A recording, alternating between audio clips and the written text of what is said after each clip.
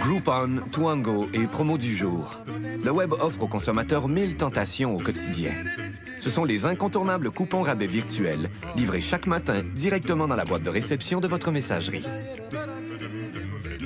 Les sites d'aubaine d'un jour fonctionnent de la façon suivante. Les consommateurs arrivent sur le site ou reçoivent un courriel. Puis le courriel leur dit « Voici, aujourd'hui, il y a une offre. Elle est à 30, 40, 50 % de rabais. Est-ce que ça vous intéresse? » Si le consommateur trouve ça intéressant, clique, donc achète l'offre. Et s'il y a assez de consommateurs dans la même journée qui disent « Oui, ça nous intéresse, donne leur numéro de carte de crédit », eh bien l'offre devient en vigueur et le consommateur reçoit par courriel le coupon rabais. Le concept, lancé aux États-Unis par Groupon et qui compterait 50 millions d'abonnés, a créé un réel engouement. Ce qui fait le succès de ce genre de site, les rabais quotidiens. En ordre général, c'est entre 30 et 90 % les rabais qu'on voit sur ces offres promotionnelles-là. Évidemment, dans ces eaux-là, plus on augmente dans le pourcentage de rabais, ça fait en sorte que le consommateur est très intéressé ou plus intéressé et va même être intéressé à partager la nouvelle à ses amis aussi. On compte déjà une douzaine de sites du genre au Québec. Partout, la formule est la même. Des rabais journaliers alléchants pour des activités, le plus souvent des sorties au restaurant, des cours et des ateliers, des massages ou des soins de beauté. Bref, on retrouve peu de produits, mais beaucoup de services. À court, moyen, long terme, l'industrie des services va toujours, en fait, beaucoup utiliser ces techniques-là parce qu'ils ont des capacités, disons, illimitées par jour, donc ils doivent remplir leur restaurant, leur salle de spectacle, etc. Pour ce qui est des détaillants qui vendent des produits, bien, on en voit de plus en plus arriver. Par exemple, il y a des détaillants de vêtements qui sont récemment utilisés des services comme ça pour vendre plus de vêtements. Donc, il y a ça qui va s'ajouter à terme. Consommatrice avertie et adepte de longue date du magasinage en ligne, Marie-Josée est vite devenue une habituée des sites d'aubaine d'un jour. Comment je consulte les annonces du jour? Bien, le matin, en déjeunant, je m'assois à l'ordinateur, je regarde mes courriels, puis je me suis abonnée aux offres du jour. Donc, ils m'envoient un courriel pour me présenter leur offre. Donc, si ça m'intéresse, je vais directement sur leur site, puis je regarde les offres.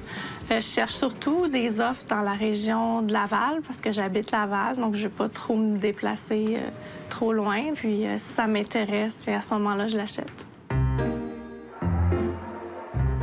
Mon expérience avec le coupon rabais que j'ai acheté au Sport Radio, ça s'est très bien passé. J'étais vraiment surprise parce que j'avais pas payé cher, donc je m'attendais à quelque chose d'ordinaire. Puis finalement, le service était excellent. La pose de cils était exactement comme je voulais, très belle. Donc j'étais vraiment satisfaite. Puis je l'ai recommandé après à plusieurs de mes amis qui sont venus aussi faire la pose ici. Puis je continue à faire avec eux. Au fil de sa chasse aux bonnes affaires, Marie-Josée a aussi vécu des expériences moins agréables. J'ai eu une expérience moins positive dans un autre salon de beauté. J'ai acheté une offre pour une manucure et un pédicure à 39 $, donc avec une technique spéciale.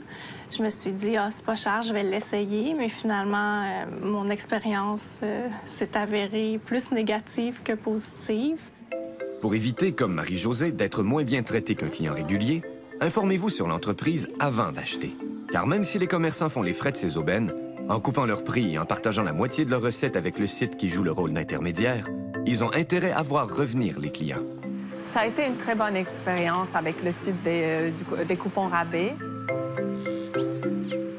On a attiré énormément de clientes et ce qui est très important, c'est qu'elles sont retournées pour nous revoir, comme Marie-Josée.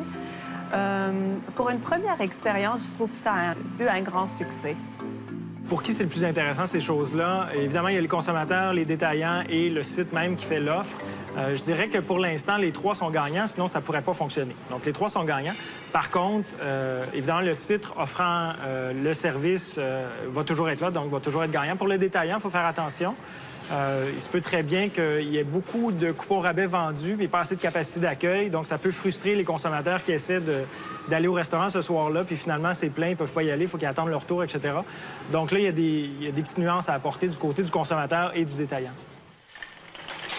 Pour éviter de surconsommer et augmenter vos chances de réaliser de vraies économies, voici quelques tuyaux de notre consommatrice.